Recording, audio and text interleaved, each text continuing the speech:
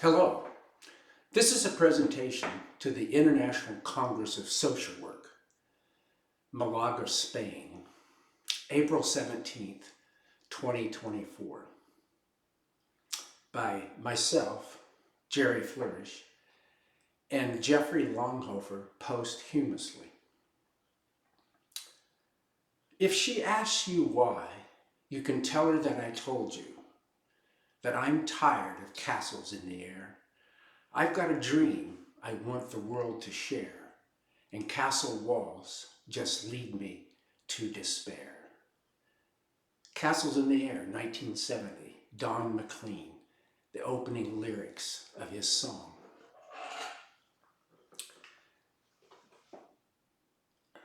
In the 1970s, I fell in love twice. One was Jeffrey, and the other was social work. Jeffrey died in January of 2023. In metabolizing his absence and loss, mentally and emotionally, I did not have to give up the love of Jeffrey, but I did have to reconcile with the absence of his body as a real object. The love of the object and the object itself are not the same, even though they are often linked. I have loved Jeffrey and social work for nearly 50 years. Even though he is no longer present, I haven't fallen out of love. With social work, however, I'm not so sure. Should I mourn the social work I fell in love with in 1974? A dominant perspective on mourning would have me sever my attachment to Jeffrey, place his memories in a shoebox and on a shelf, and then proceed with the proverbial move forward. This perspective, I learned, was only half right. Sure, I had to give up the real object of Jeffrey and learn to live with his absence. But I did not have to give up love. My feelings and thoughts about social work today are shaped by this epiphany, although it requires a little tweaking. I am mourning the loss of the object of social work, yet I'm not giving up on the love of social work.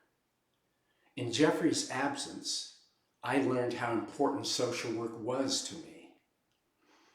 I grew up in a community where I could not believe or feel that falling in love with a man was possible. Neither did anyone anywhere in that same community ever mention social work. I learned to love both. Regarding Jeffrey, we asked ourselves, what is sexuality? In asking the is question, we freed ourselves from the silence we had grown up with. Regarding social work, if I am to love social work, I better know what it is too. And this takes me to the title of this presentation, Imagining What We Are Not Now. The social work I fell in love with and came to know needs reimagining. When I pause and look around at world politics, global wars, and climate change, it's readily apparent. To avoid despair, we need a new perspective and direction. We should generate hope by recharging our imagination. The cooperation to solve our intractable problems has not yet occurred. But this doesn't mean that social work's foundational normative truths about social and economic justice and respect for human dignity and nature, for example, were wrong. The opposite conclusion is true. We were right, but we didn't consistently implement a scientific and practice strategy to reach our ideals steadily and progressively throughout the 20th century.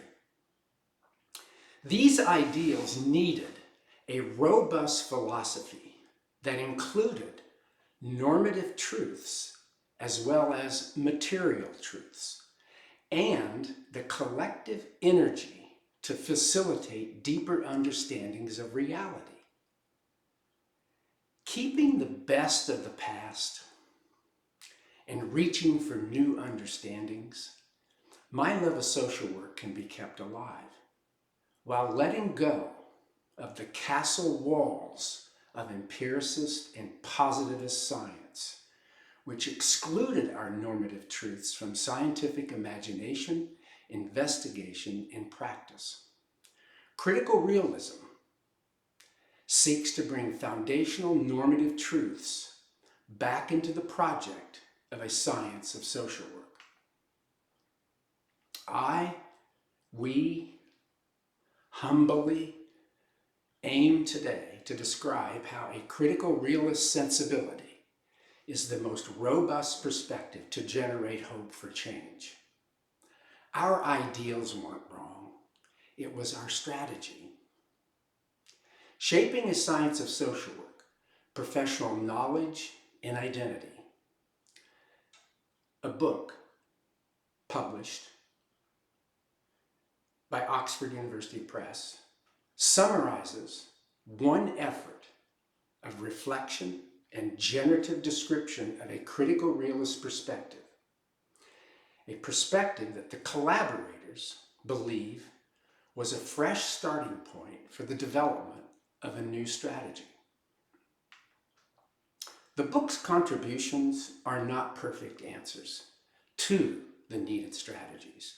If we look for perfect, we will never succeed. In searching for perfect, the human tendency, in our experience, seemingly and inevitably, has pulled us toward criticism and pushed us away from a steady collective system of knowledge production. Indeed, a culture of criticism was born and powered by a system of social work knowledge production that became fixated on competitive scholarship and therefore mostly a self-expression of individual power and privilege. The latter was a fait accompli because the scientific practice of social work split off normative truths from social, psychological, and material truths, focusing its empirical investigations on the latter and ignoring a science of normative truths. These normative truths were the everlasting ones I fell in love with, and what I believe would sustain us through letting go of the past strategy and imagining and implementing a new science of social work. These ideas, my ideas today, are influenced by a critical realist perspective on social inquiry by Michael Carlberg. The title of his book, Constructing Social Reality, might be a bit deceiving. Let's be clear. Critical realist philosophy articulates that social reality is concept dependent. Yet reality also exists outside and independent of our concepts. Our species must eat, drink water, and shelter, which means we must socially produce and distribute these in various quantities. These material determinations for living are largely essential and universal and exist outside the concepts we produce to think about them. Yet the categories we assign the material determinants are concept dependent. If we call a way of producing our material determinants a hunting and gathering economy and organize our lives accordingly, The socially constructed category influences social reality. If we call a system of production and distribution capitalism or socialism, these also become part of the social real and have significant consequences. And most important for today's presentation, the social constructed production and distribution systems, hunting and gathering capitalism or socialism, for example, all have human designed normative truths or odds about how we should achieve equity, economic and social justice, and respect for all life, human and natural.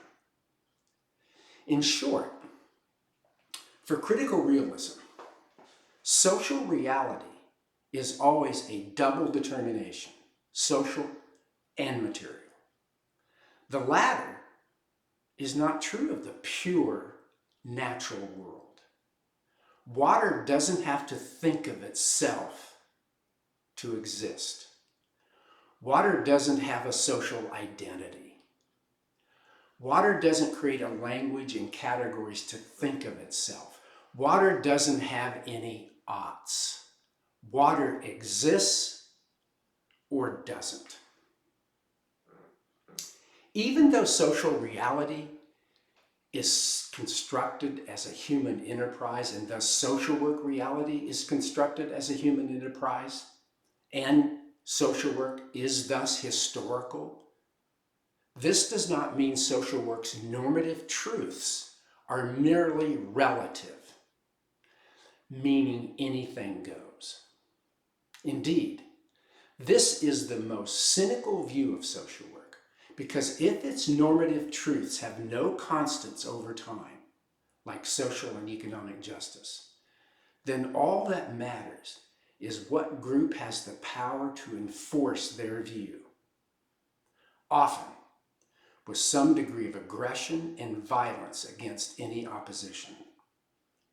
It's cynical, because God help us if it isn't a democratically led group, and one focused on social and economic justice and human dignity for all.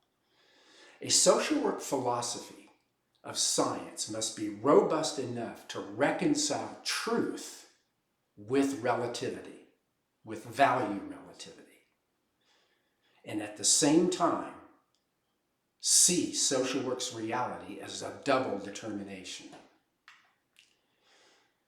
In 2014, reprinted in the book Shaping a Science of Social Work, we stated Carl Berg's challenge in a similar manner and called for a research-informed values approach to social work. We wrote, quote, "For many in social work, values are simply derivative. That is, they come from norms. It is a simple and seductive logic. Values derive from norms, norms derive from society, and value judgments thus are relative to and rooted in social circumstance. This obviously leads to a slippery slope of value relativism. According to this reasoning, the researcher, the practitioner, the client, the dominant ethnic group or gender can be heard saying, 'Those are your values, not mine,' or 'That's just a value judgment,' or 'Don't impose your values on me.' In short, things are never bad because they are. They are bad only because we say they are, or because of social norms." End of quote. The notion that values and norms are inevitably relative and that some are not constant gave social work no solid ground to confidently research values, act upon them, and instantiate them in its projects. Values were left to professional mission statements, ethics, and beliefs like religious faith. Largely, they were codes of ethics or prescriptions on how to act as a social worker. Unsubstantiated beliefs and assertions were exactly what the 1960s social work empirical movement worked against. Their motto: don't rely upon your beliefs, instead scientifically prove them. And they were, of course, correct. Yet, even with an empirical approach, over the past 60 years, most local, national, and global social institutions still perpetuate injustice, inequality, in less than desirable conditions for a well-lived and meaningful life for everyone. And because the empirical movement in social work placed values outside of science, subjective or emotional, and not possible to study with scientific methods, we were left in social work to assert our values. And when we disagreed with others, we had no defense but to assert, you have the wrong values. Why were these the wrong values? Because we said so. Worldwide, we can now see that unverifiable normative value assertions lead to nothing more than shouting matches, with the loudest voices winning. Social work's scientifically narrow echo chambers became castle walls, trapping us with seemingly no substantiated normative foundational truths. Other than shouting out our values, is there another way? How might a scientific practice demonstrate steadily and progressively the normative truthfulness of our values assertions? A correction is necessary. In this short time today, I will focus only on foundational normative truths and the role it ought to play in repurposing a science of social work. Key components of a complete argument would include discussions of material foundational truths, the relationship of knowledge and power, science and religion, and an overall collective, consultative, epistemological, critical realist social work science. To explore these other key components of the project, I encourage you to read Michael Kahlberg. Let's begin with a summary of the basic ontological assumptions that underlie both material, that is, the purely physical and biological, and normative social truths. The base requires the concepts of latency and emergence. Structural entities, material or social, have the latent powers to produce effects. And these might remain dormant, not emerge, like a seed that never finds soil or sun, or like democratic governance that does not find the right conditions to be truly democratic. Or they can produce a tree and true democracy. It all depends. And what we see in the social realm is it depends upon the latent capacity which all humans have, though could be unrealized, for reflexive human agency. Second, to have any consequence that matters, material and social entities have enabling and constraining powers to produce effects. And these are based upon a set of characteristics. First, materials retain properties. Second, properties involve conditions. Third, conditions impose demands. And last, demands impose constraints. Kahlberg uses marble, a material, as an example. Marble's properties allow it to be sculpted, and these conditions impose demands upon the sculpture to use a chisel. And in turn, the chisel imposes constraints on the marble least one break it. Social entities work the same. A market-based economy has properties and conditions. And one of those properties is the private ownership of natural resources, which in turn place conditions and constraints on how natural resources ought, that is a normative truth, to be produced and distributed. There is overwhelming historical empirical evidence that markets lead to competition between groups and nations, competing over natural resources like land. Private property and its unbridled competition for limited natural resources, when combined with a war machine, has led to death, sometimes genocide, and general destruction for over 500 years of markets. Normative judgments are embodied in the socially constructed categories of the market economies and polities of the world of nations, and these norms assign to individuals and corporations the right to own and exclude others from natural resources. Why? Because the right to private property is sacred. That is to say, our market-based social institutions assume this private property truth claim to be essential and universal for all time, markets past, markets present, and markets future. It is assumed to be the constant normative value of the world of nations. This normative assumption is relatively true of all market economies.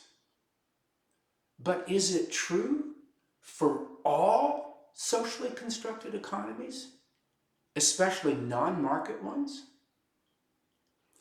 I believe such a normative question is a legitimate scientific question. Isn't 500 years of longitudinal data enough to make an empirical case that socially constructed market systems have not reached the normative ideals that social workers assert? Social and economic justice, equity, inclusion, and dignity? Or are market values just relative, outside of the science of social work, meaning subjective, and we can't do anything but to shout and point out the wrongs of markets without any science to back up a different set of normative truths? Are all normative truth claims equal? Are some inherently wrong when embodied in economic institutions that perpetuate all kinds of injustice? In the natural sciences of physics, chemistry, geology, and biology, it's readily apparent that we reconcile our theories with the essential material properties of an entity like gravity. Scientists work to tune theory to evidence such that we become relatively confident with our truth claims. Relative because scientists are fallible for a host of reasons. Indeed, as Carlberg says, quote, "If we did not believe that science was advancing in these ways, we would not trust airplanes to get us from point A to point B, nor would we believe in the voices we hear through our mobile phones." Clearly, most scientists, philosophers, and ordinary people now take these assumptions for granted. End of quote. Like we apply the materials, properties, conditions, demands, and constraints of metals and minerals to build airplanes, we must also ask the normative question: should properties of oil its conditions, demands, and constraints power the airplane. Most important, can social workers answer the ought question with science, like physical scientists answer the material questions related to flying an airplane? If the answer is no, a science of normative truths is not possible, then I would have to stop loving social work and turn elsewhere. I don't need to, however, because I think we can have a science of normative truths. And this is the correction that is necessary.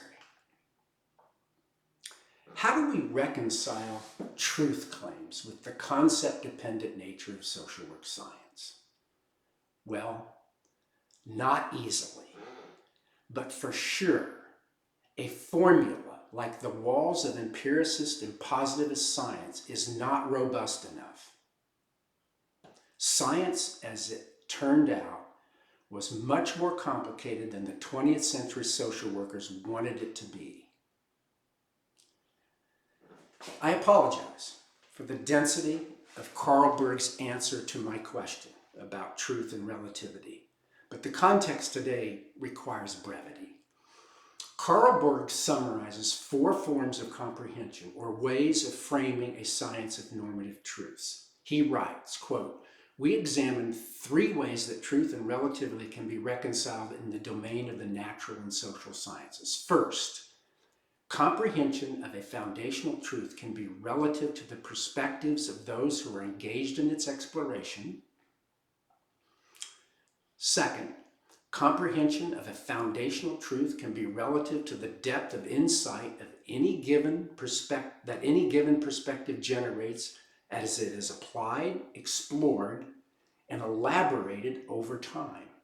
And third, comprehension of a foundational truth can be relative to the degree that diverse insights, differences, different perspectives that come to bear on a problem become integrated into a coherent framework over time.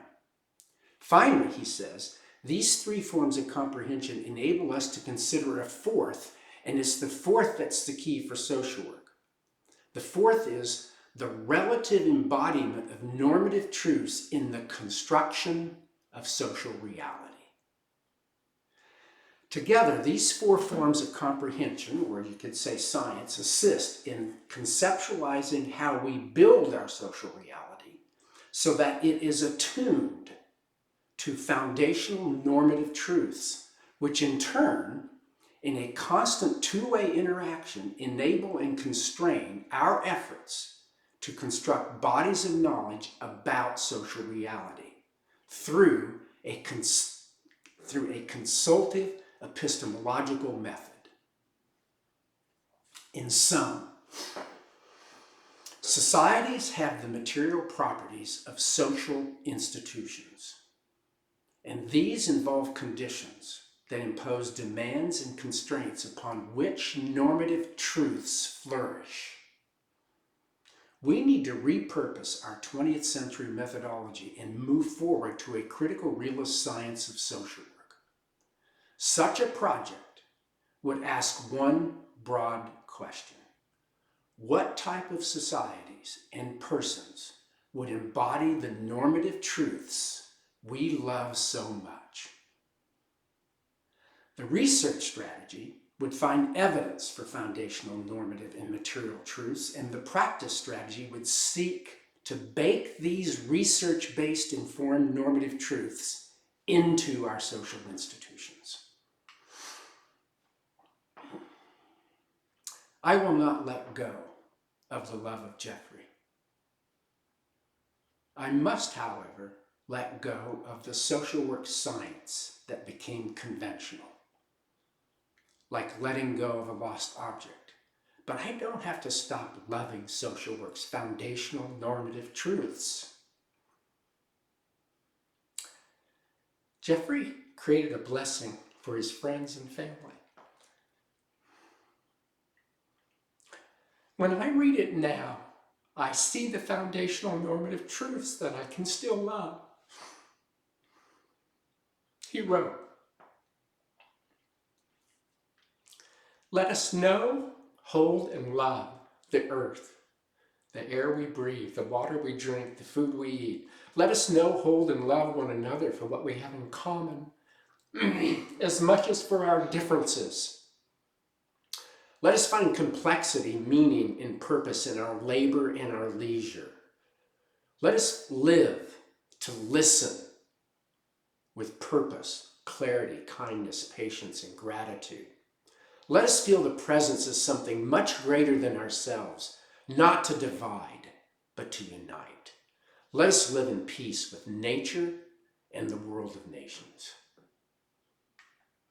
I leave you with the beginning of another singer-songwriter, Carly Simon, in 1987.